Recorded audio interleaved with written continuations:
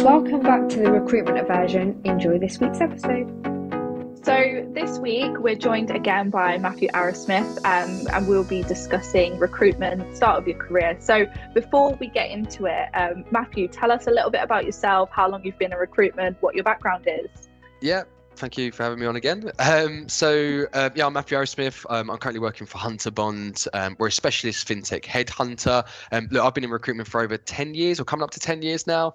I've done 360 recruitment. I've done account management. I've owned my own recruitment business. I now head up the learning and development and do the internal recruitment function here at Hunter Bond. So more of an operations role and training the new breed of recruiters. So yeah, in terms of talking about maybe the first 6 months within the recruitment industry, which is the hardest 6 months of your life, typically. Yep. I come from a lot of experience in, it was quite a while ago when it was my first 6 months, but I daily involved in all of the induction internal training of all new graduates and people entering the recruitment industry. So over time, I think becoming a trainer, I think even my understanding of knowledge of kind of what is required in that first 6 months to do as well as possible is even better now than it was maybe a few years ago.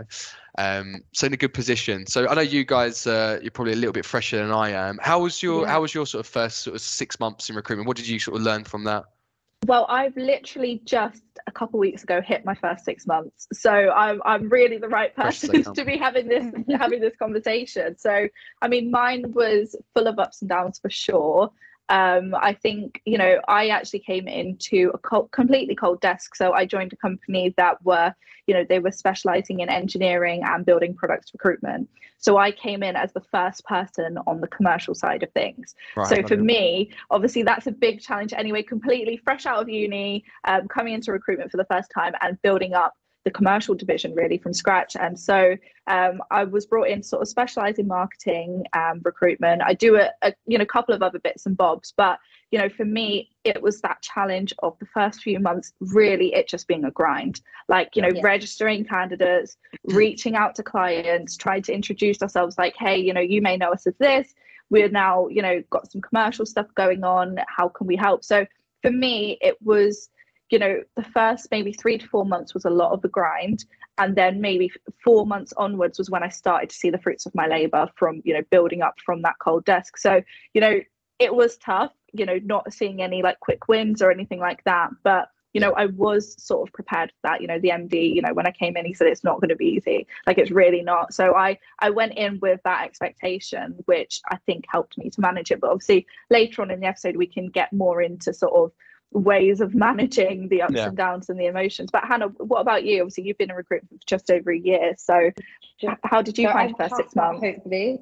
So I would say the first 6 months were definitely, it's just highs and lows. My first day in recruitment, one of the senior recruitment, she sat me down and she said, if you want to be successful, you better stay late, you better work hard, and you better just make what you can from it. And I remember just looking at him being like, yes, I will definitely do that. And I feel like the first 6 months, you definitely need to stay there. You need to absorb all that information from everyone else, from everyone around you. And don't be scared to ask people questions and take all that knowledge on, because you're not going to know everything. And recruitment is about people, and knowing people reading people is hard. So I think it was definitely difficult. I didn't really see the fruits of my labor probably until the 5th month, which is when everything just nicely fell into place. But that's because the first 5 minutes you are working hard, and it will happen. It will get there. You just need to put in that effort, and you are going to cry sometimes, and it is going to be highs and lows. But at the end, it will be really great. And that's not to say, you won't have ups and downs after, because you will. It's recruitment. But I think, you get there at some point. Yeah, for sure. I mean, there's a lot you touched on there. I think, I think the first 6 months depends a lot on the market you go into and what your role is a little bit as well. So you've given an example of coming in and having to establish an entire cold desk from scratch, which is a challenge for someone with no recruitment experience to kind of take on. Your first few months is going to be building, as you said, establishing a client base, a candidate base, which takes a few months as it is. Obviously the training, support, guidance, mentorship is going to be really important with that as well. But yeah, most people coming into the industry, they normally start in maybe more of a delivery type capacity where the roles are already there, the client's there, they can kind of learn the candidate side before establishing itself Sourcing. more into 360 sourcing. Yeah. I mean, at Hunter Bond, we're quite unique here. We work in a completely 180 structure. We don't actually target or task our guys to do any business development. We've already got too many clients and roles as it is with established hedge funds, quant funds, trading businesses. We're in such a candidate short market. We just need to find candidates. So we've got the clients there. So from day one, people can be getting working roles and delivering and doing deals really quickly here. So you can see some successes, but there's a lot of different challenges that we have in our market compared to you guys potentially. It's a very high-end market. It's hard. Like our guys find maybe 1 or 2 CVs a day. They might do 1 placement a month, and if you do 1 placement a month, you're probably billing about 300k here.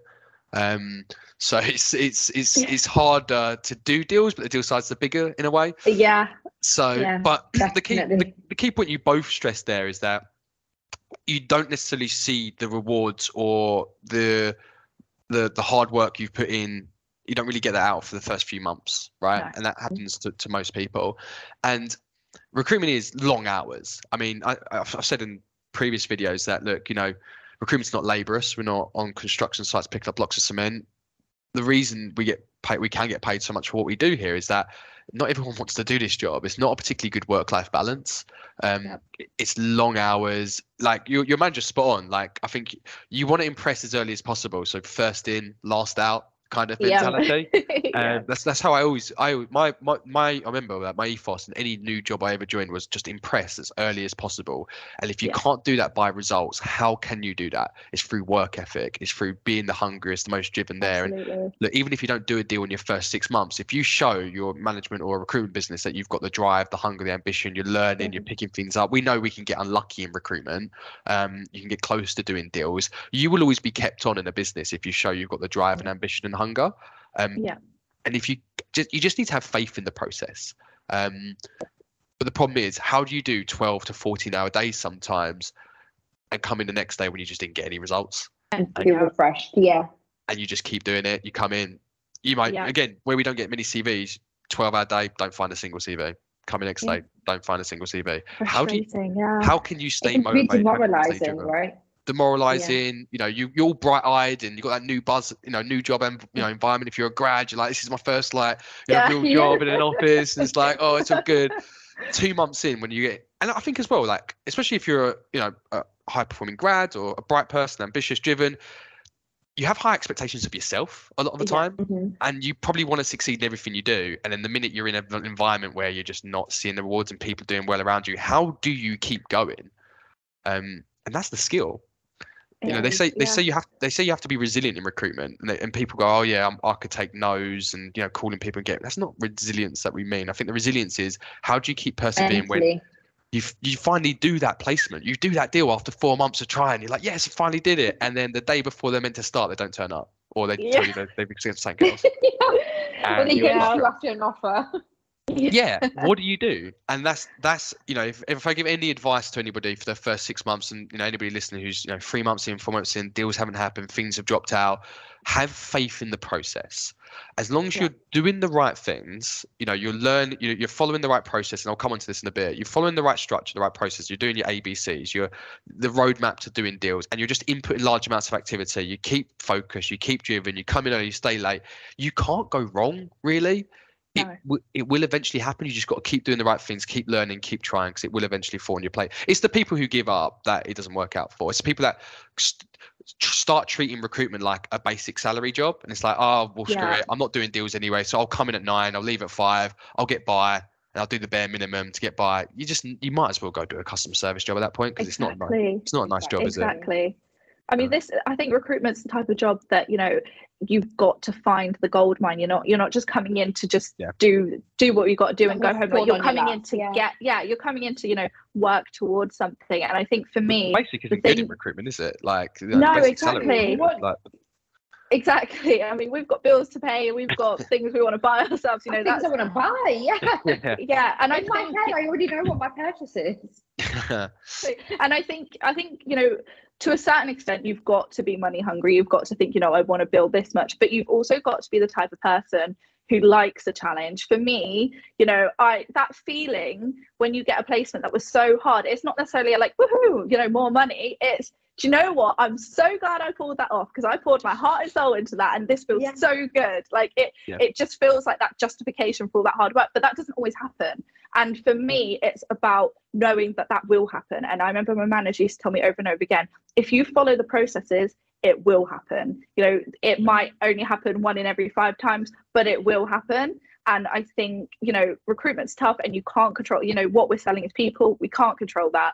But, you know, eventually things will fall into place, and it's just about sticking it out. I mean, you know, I know so many people have come into recruitment for 1 month and left, but that's not enough time. Yeah, you're not giving it enough time. You know, you've really got to put the time in. And once you do, I mean, I'm at the point now where, you know, my desk is fully built up and things are pouring in, and, you know, everything's sort of happening. And I'm like, I'm so glad I stuck it out. Yeah. But, you know, it doesn't mean I don't have, you know, weeks on end that are just, you know, bad news after bad news. But, you know, you've just got to stick it out, and that's it. You know, it is resilience, but that different type of resilience, I think.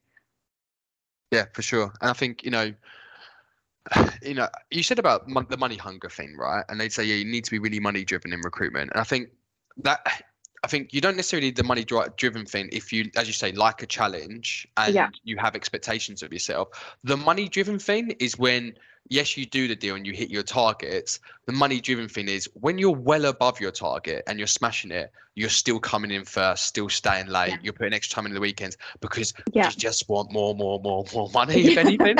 So I think if you want to be like the top biller, like smash your target, success, what is going to motivate you to keep working hard when things are going well? We all know, like, we can all get up and work hard when things aren't going well. The threat of your job, potentially, the high expectations you have of yourself, the you know, we can all get up through fear. But it's when things are going well, how do you keep your foot on the pedal and not start relaxing? And I think that's where the desire, the ambition to just get more and more sort of comes into it. Did you see that a lot?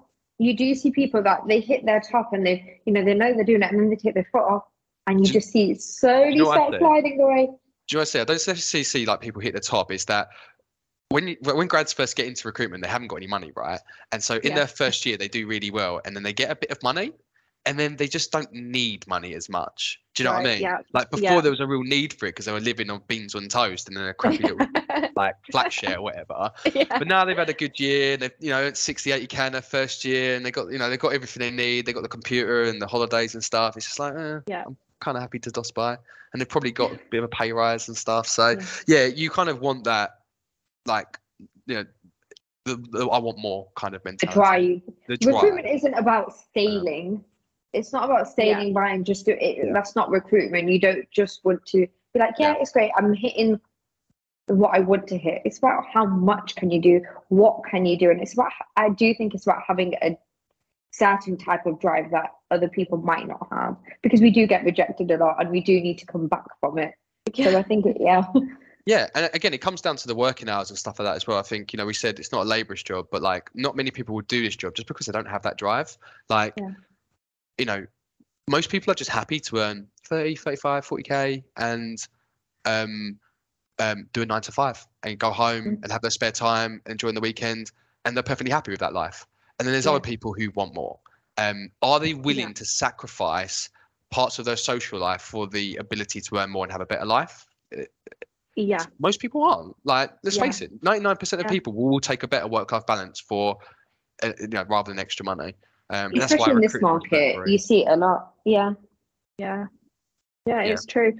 But I think it is, like you said, it is about pushing through that and keeping, even right at the lows and all the way at the highs. Because the thing is, I have seen people who have taken their foot off the gas at the highs, expecting to be able to just sit back a little bit, but then they've lost everything. They've literally lost everything, and they feel like dropping, doesn't it? I mean, once you pull back a little bit, that's it. Everything sort of falls back completely, more than you'd expect. So you do have to keep your foot on the gas completely. I mean, even things like, obviously we're given a holiday allowance. We're expected to take a holiday allowance for, your mental health and everything. But for me, when I take holiday, I'm like, I'm still going to do some work. I'm not necessarily going to be in the office, but I am still going to pick up some calls. I am still going to keep an eye on what's going on, because you just can't afford to take your foot off the gas for even a minute. I always think with holiday, it's probably best to like take a week, like once every quarter. I've had people before, like they've had holidays, they've just taken the whole of December off.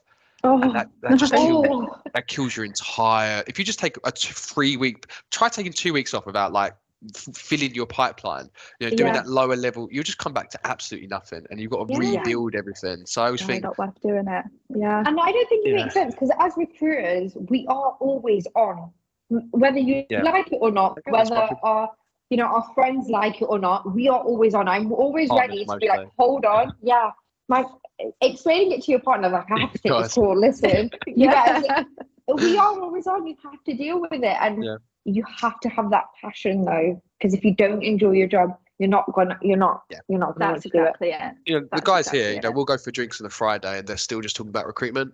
Like, I'm a little bit like, just switch off, guys, but they just love it. They love the game, and that helps. I mean, there's a reason that I do head of learning and development now. I did sales and recruitment for 7-8 years, and it gets to a point where you're kind of done with the 7 till 8s and 9s every night, chase the grind and stuff. And I think that's why, like, we're not there yet. I guess what we're saying here about, you got to work, it sounds like daunting, but you only have to do it for a couple of years. Like, then you maybe progress into more of a managerial type role, where your responsibilities and value is less about generating revenue for the business, but nurturing new talent and bringing on and growing teams and helping you grow, helping the business grow into new markets and strategy and stuff. So I guess with the grind and these long hours and stuff, it is really the first like year, 2-3 years where you really do need to get your head down and knuckle. And there's a phrase I have, which is this is what I think recruitment is. It's structure and process times by activity equals your results in recruitment, right? And your structure and process is your ability to find candidates as quickly and efficiently as possible. It's you building your candidate pools, your expertise, your knowledge, your ability to prepare candidates, as you building your personal brand. It's all of these things that you don't have from day one. This is stuff that every day you need to be building this as time goes on. So at the beginning, the first 12 months of your career, you don't have structure and process. So you heavily just have to rely on your activity levels to see any kind of results. You don't know what a good candidate, especially our market, like we're looking for like high performance trading software engineers. Like, I don't know anything about coding, but like, so when you first start, you don't know what a good CV looks like. No. So you just have to call everybody and hope you stumble across a good person. And so you have to generate your own luck. And the only way you can generate luck in recruitment is through activity levels. But year 2, year 3 of your career isn't about how hard you work. It's about how smartly and effectively you work. It's also using the tools and automation, like, being good with a database and mass mailing and, using LinkedIn project lists and save search alerts and all of these various different recruitment tools that are available to you for you to work smartly and efficiently. And you don't have to call everybody anymore. You can skip profiles because you know exactly what you're looking for. So it's not about how long you work, but how smart and effectively you work. And I think my advice to anybody who's getting into recruitment or who's in recruitment now is that have an appreciation for developing this structure and process stuff, because you putting your candidate lists together on your database or building project lists or doing a bit of personal branding efforts, all of this stuff won't get you results right now. And in the desire to do deals immediately, recruiters seem to just focus their attention and efforts on where can I get results immediately? And they neglect little bits of admin work that in the long run will make their life so much easier. You could bill 100K in your first year from just pure activity, but you're always just going to do 100K every year because you can only do so much activity wise. How can you do 100, 200, 300, 400, 500, a million?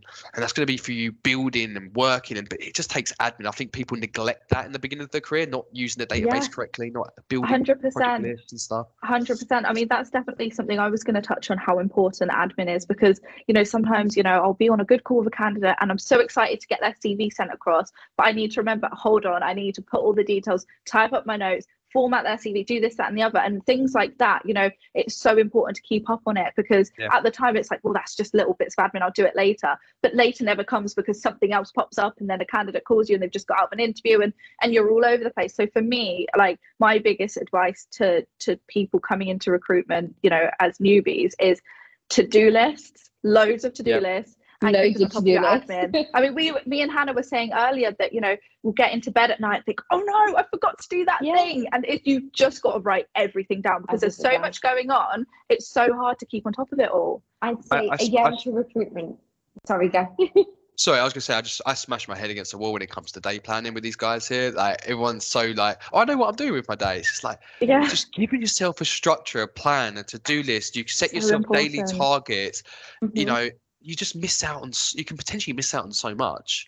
Yeah. And you end up just going through the motions. If you come in with no day plan, you sit on LinkedIn, you message, all over the place. you go home, Yeah. you don't know what you've achieved, you don't know what you set out to do, and the job becomes very sad in a way. Like you don't feel satisfied unless you're like ticking things off and know you're moving I highlight towards your stuff goal. off. I've got different coloured highlighters, and I'm like, okay, this one is, that's where we're at, and you have to It's do it. satisfying. Yeah. It is. We might be weird for doing that, but I actually really enjoy it. Start early, write a list of every little task you need to do, even if it's just little, but ticking that task off, knowing you've got it done. As a recruiter, I think our biggest thing is like structuring our day, because it's so easy to get lost in everything. So structure your day, make a list, make a plan, and tick it off, because you're then going to go home feeling more accomplished, and like you said, working smarter. That's the important part. We said in the previous video about trying to get successes early on. And look, if you're not going to get a deal in your first few months, how are you going to stay motivated?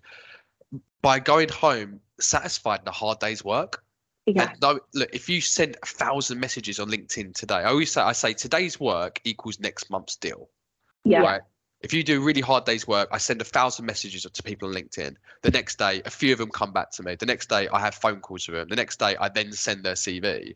So it's taken 4 days for me to even send somebody's CV from first messages.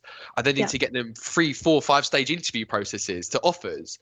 And I find it funny when people go, oh, yeah, I see that they're not working hard all day. I go, well, what are you doing, sort of thing? So I've sent 3 CVs today. It's like, yeah, but them 3 CVs came from the work you did 2 days ago. You're not going to send any CVs in 2 days because you're not doing any work today. Does that make sense? So it's but how do you stay satisfied? How do you keep going? Yeah, set yourself targets. I'm a big fan of setting daily activity targets. Not so much, I'm not a big fan of business-wide KPIs, if I'm brutally honest. I think saying you have to do 3 hours on the phone when somebody's working a job where there's no candidates in their database and the only way they can contact people is via LinkedIn, they're just wasting their time on calling people for the sake of it. Yeah, just to hit the KPI, But then there's another thing as well, where people will stay behind because they just want to show that I'm staying behind, but they have nothing to do.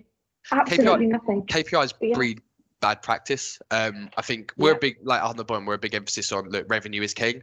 If you're doing 20k a month and 5 minutes on the phone a day, could care less. It's all about the results. If you're not doing deals, not getting interviews, not sending CVs, then we might say what you're doing activity-wise. But and we have an appreciation. We'll praise people for good call times. But my first business I worked in, a team leader. It's a long story, but a team leader basically got fired for calling his own mobile. When he went to the toilet. He was one of the top billers in the business, and they fired him. I just thought that was ludicrous. Like he's just trying to hit your KPIs. Your KPIs, 3 hours. He's doing good. He's making the money. Yeah. That's the thing I'll never understand. I mean, how we run it here is our manager, she will check in with us, once a week, and she's got a list of all our jobs. Where are you at with this? And then she might set, I feel like you need to have a couple more candidates for that jobs, and then she'll set us, do you know what I mean? Just individual specific ones. She might say, do you know what, you've got it in hand. I don't need to give you any targets this week, but come to me if you need any help. But there's no point in her turning around to us and say, you need 10 candidates for that job, 10 for that job, because certain jobs take priority at certain points. And I don't think a sort of broad statement KPI can apply to everyone's different desks and different jobs they've got going on. Completely different markets as well. If you're, I don't know what your markets are like, but let's just say, for instance, it's easier to find marketing people than it is to find people in your market. If you've got the same CV target on a weekly basis, how does that work? So absolutely, it can be quite marketing, quite specific. I was going to say based on that or something else, but it would be great for you to go up to your team leader though and say, look, this is my day plan. This is the target I set out. I'm going to get this many CVs for that job because I think that'd be right. They'd love that, wouldn't they? And I think it's good for you to create day plans to go to your team leaders. And I don't know if people, I just think when people are new to recruitment, they can sometimes be a little bit like, oh, well, I've only got 1 or 2 candidates in play. I can keep track of this. Well, what happens once you get 16, 20 candidates in play with multiple different companies? It's good to install good habits at the beginning, Definitely. Even if it's not as valuable immediately. And I think it's so important. Sometimes, Hannah and I will come back from a client visit and we'll be like, oh, what do we do? Like our heads all over the place. So we need to write the job ads, we need to do this, that, and the other. And we always tell each other, stop. Make an action plan. Don't just try and go at it. We'll be excited. We've got these jobs on, whatever. But we tell each other, no, just stop. Make your plan first. It's actually worth taking the time out. Yeah, it's worth taking the time out to plan, even if it takes you 10, 15 minutes. Take that time out, plan. make your to-dos based off it and go at it. I do a company-wide hour training session every week, and yesterday's session was on sourcing strategy, and it's what do you do when you get a new role, and breaking that down and actually creating a plan. And I go pretty hard on it. I'd work out what tool is going to, is it going to be the database? Is it going to be LinkedIn? What's going to make me be able to get to, obviously, advert out, mass mail, connect with, blah, blah, blah, blah, blah. But what is my sourcing strategy? I'll work out all my Boolean searches, what my filters would be, how many candidates that brings up, then work out what the next search would be, the next search. I'll work out how many people that will come up with so that I can then work out, well, how many people can I get through in a day? So then I've worked out an entire week's worth of strategy for this particular role. And, sorry, what's I'm calling me?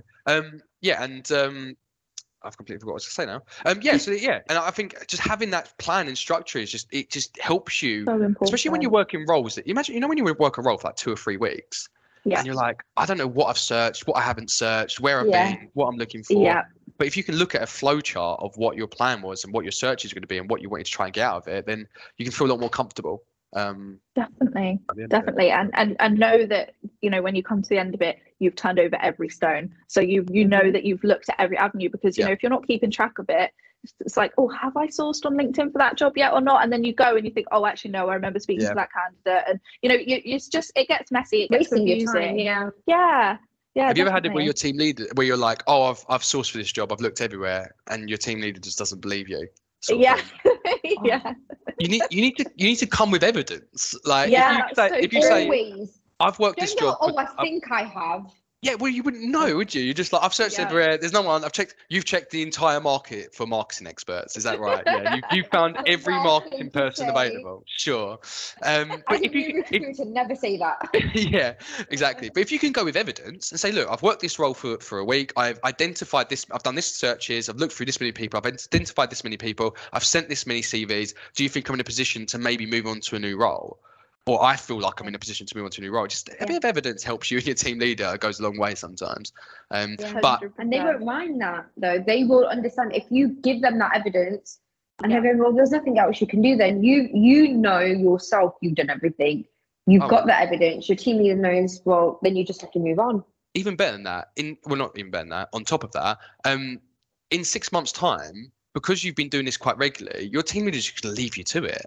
Like as soon as you demonstrate to your business that you are pretty easily to work autonomously and take, and accountable for your input and output, they'll just leave you to it. And that's the bit you kind of want to get to, but you need to demonstrate that you know what you're doing and you actually, have your stuff together. And how can you do that? And then you'll get as much freedom as you like. Exactly. So I think that pretty much summarizes this whole episode, really. Just put the work in, do the things you need to do, follow the processes, keep track of everything for those first 6 months, and then at that point, it's going to be, I wouldn't say easy sailing, but it's going to be easier. And you'll have the respect of your managers. They'll see that you're doing the things you should be doing, and it will set you up for a really good place in your career. And learn, be inquisitive. Who are the top billers? Go sit with them. What are they doing? What's their structures and processes? Analyze what you're doing. You can always do better. Self-analysis is really good as well. But don't be too cocky. I love it though. I love someone who's like, well, just started. I've got 3 final interviews this week, so I'm going to build 40k. And then you look at them and you think, see. And you're like, how was that? And they're like, it didn't work out.